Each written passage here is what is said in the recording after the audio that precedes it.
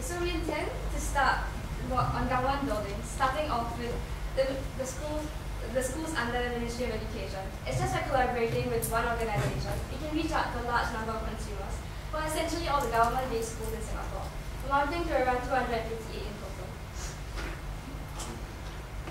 The panels implemented will convert sunlight into electricity, which will then be supplied to the grid of the school, empowering electrical appliances.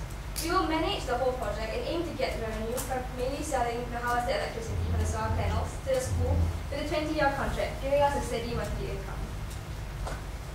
So our vision is to see a greener Singapore that's self-sustainable in energy, and our mission is to utilize solar panels as an alternative source of energy in Singapore. So I'll now be handing over the time to Cindy to talk about this. So you may ask, why the government? Why don't we target private commercial buildings like the rest of the solar companies? Because firstly, in Singapore, environmental awareness has been growing steadily over the last decade because they have been led by government efforts to maintain Singapore as a clean and green city. The government has even committed $350 million to develop Singapore as a global clean energy hub over the next 5 years. This shows that the government is determined in helping Singapore attain sustainability. The government has specifically identified clean energy as a strategic area that Singapore has a competitive edge and which could generate future economic growth. Let us now take a look at several funding and incentives that the government provides. This is CERT, which stands for Clean Energy Research and Test Bidding Program. It is a $17 million funding initiative for local and foreign companies to test and implement clean energy technologies at suitable sites. CERT involves 3 key partners: the R&D organizations, the technology providers, and the implementers. Next is the Innovation for Environmental Sustainability Fund. This fund is managed by the NEA and helps Singapore-registered companies to implement innovative environmental projects. The proposed project must have strong innovation and help Singapore meet its goal of environmental sustainability. The IES funds provides funding to cover some of the qualifying costs of the project up to maximum of $2 million. Therefore, these incentives are very relevant to us because we are essentially a company planning on implementing solar panels. There is no doubt that the government is in the government's absolute interest to support GreEnergy and make it a success. Additionally, we have emailed MOE and they have clearly stated their interest in our proposal. They agreed that solar energy is indeed increasingly more economically viable as an alternative source of energy, and they have encouraged us in pursuing our proposal. Now Valerie will be talking more about our competitive analysis.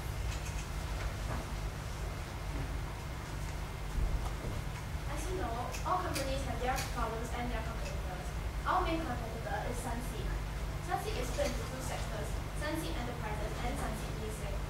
Sunseap Enterprises basically produces their own panels in Singapore and sells, installs, and maintains them. These panels are more expensive than the norm as they are produced in Singapore. As compared to Sunseap, we will procure our panels from Indy Solar, one of the leading suppliers in the solar industry, supplying reliable panels trusted all over the world. These panels are cheaper, yet they do not compromise in quality, with a efficiency of 15% compared to 11% of Sunseap's panels. Furthermore, Sunseap is mainly targeting private buildings, whereas we are targeting to work with the government, a totally different target audience. To prove our point, we found out that HDB is currently working on a project to implement solar panels on the roofs of HDB flats in Hong. These panels are procured from Renewable Energy Corporation, REC, a renowned solar panel producer from Europe. This suggests that the government would rather outsource panels from a reputable supplier instead of a local company, Sunseap. This is a strong indication of how much the government looks into the performance and reliability of the solar panels. This provides a strong case for us as our supplier is ranked as one of the leading energy companies in the world. This project is led and managed by HDB themselves, and Sunseap Leasing is contracted in this project to design, install, and maintain the system. However, this is not Sunseap's main business, as Sunseap Leasing mainly targets private corporations with low initial capital, and then they lease out the solar panels to them at low installation prices, which in return the companies pay for the electricity produced over the years. Here's a comparison between what is currently done by the HDB and our solution.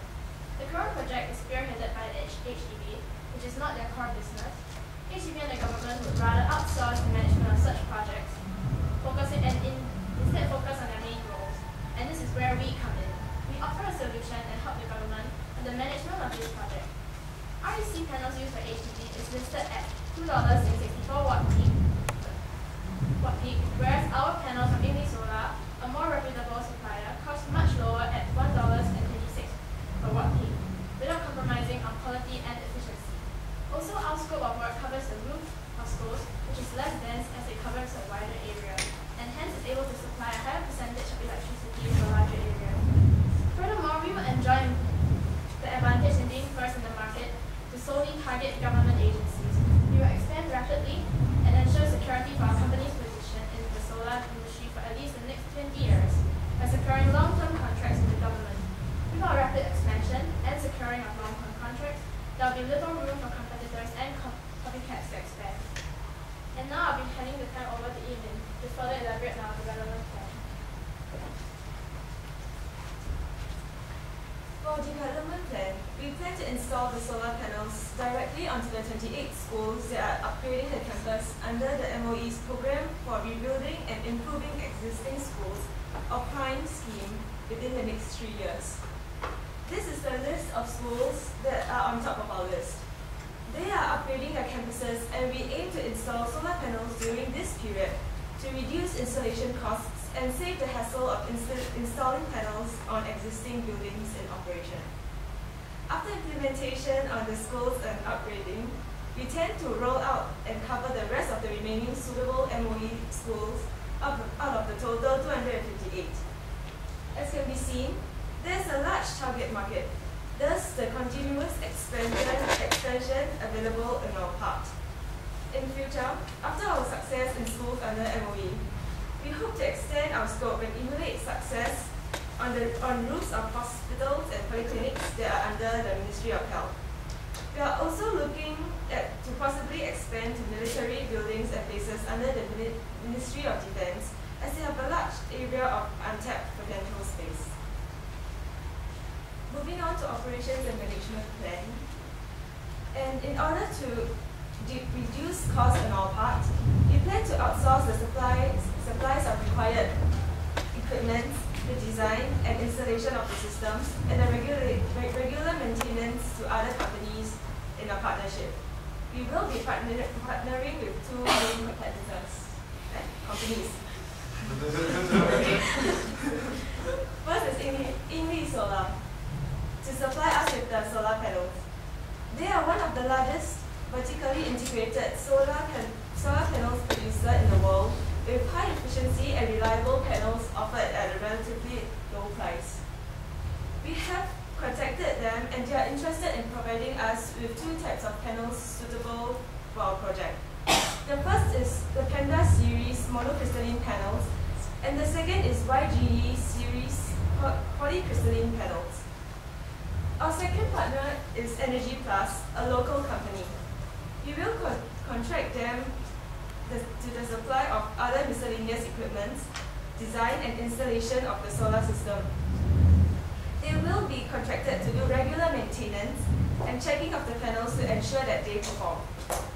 In order to protect ourselves and our customers, we have found several backup contractors for maintenance, namely Contact Solar and Sunseed. For the first 3 years, we plan to hire someone experienced in the solar industry to facilitate the coordination and management. We will also rent a small office. After our expansion to more projects, we will employ more people experienced in this industry as project managers, and we will then expand our office to accommodate the staff. In future, we may consider hiring our own design specialists and installation and maintenance staff to reduce the reliance on other companies. This will also be more cost effective in future when we have much more projects up and running. And now I'll pass the time to Ernest to do the finances. So now we're talking about the finances of our business. So these are the fixed costs that are required to run our business for the first few years. After expansion to more projects, the cost here will also increase accordingly. Now to our variable costs. Monocrystalline panels from English Solar cost $1.51 per watt peak, and polycrystalline panels cost $1.26 per watt peak. This is comparatively cheaper than other panels without compromising on quality and reliability. We are able to offer equally or even more competitive solar panels as our competitors at a lower price and thus cut down our costs, increasing our competitiveness. Energy Plus has quoted us an estimate of $3,600 per kilowatt peak for the supply of the other equipment, design and installation of the solar panels. Hence, the total estimated cost for the complete solution of designing, supplying and installing of the solar panels is $4,860 per kilowatt peak for polycrystalline panels and $5,110 per kilowatt peak for monocrystalline panels. The cost of maintenance starts from a minimum of $500 to $1,000 a year and varies according to the installation size. How do we plan to earn our revenue? The solar panels installed on the schools will be owned and managed by us. The electricity produced from the panels is supplied to the school, and we will earn our revenue from this sale of electricity. A 20-year contract will be signed to ensure that we make money every year, and we'll be charging 40 cents per kilowatt hour of electricity supplied by our panels, with a 3% increase every year. This may seem expensive as compared to the current tariff price of 28 cents, but it will not be in the time to come. In 2005, the tariff price was just 16 cents, and increased about 8% annually to its current rate of 28 cents. We are charging only a 3% increase annually from the starting rate of 40 cents. At this rate, tariff prices of electricity will be extremely high very soon, and the price that we charge for the electricity produced will hit grid parity by 2018. How do we intend to finance our company and the investment in the solar panels? We intend to loan the maximum possible 80% of our assets from the bank with a principal repayment of over 20 years with 2% interest a year. The remaining 20% will be raised from investors, issuing 45% of equity to them. In order to do calculations, we require certain assumptions to be made.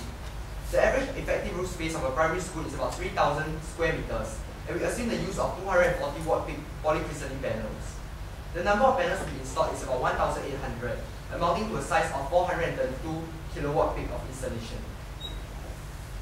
The total estimated cost of one project is therefore about $2 million, and the approximate production of electricity per annum is 630,720 kilowatt hour. It is noteworthy that this cost may decrease with the relevant government incentives and funding as brought up earlier. With a bank loan of 80%, we will still need $12 million of funding for phase 1 of our development plan with 30 projects, and 40% of equity will be issued out. This table is a summary of our financial projection with $12 million of initial funding. For our financial projection, we take the fixed cost at about $210,000 and increase it accordingly as we expand. So the number of projects can be seen as the years progresses. So the variable cost before interest will also increase as we expand to more projects. And in the next column is the amount of interest that we have to pay for the bank loan that we have to do. The revenue generated is through the sale of the electricity according to the price that we charge. And this is the earnings before taxes, which is basically our revenue deducting the variable cost and fixed costs. Taxes is about 70%, and hence our net profit and retained earnings is as follows. The company valuation will thus increase annually with the increase in net profit and retained earnings. And in the last column, it shows the percentage of increase in valuation of our company.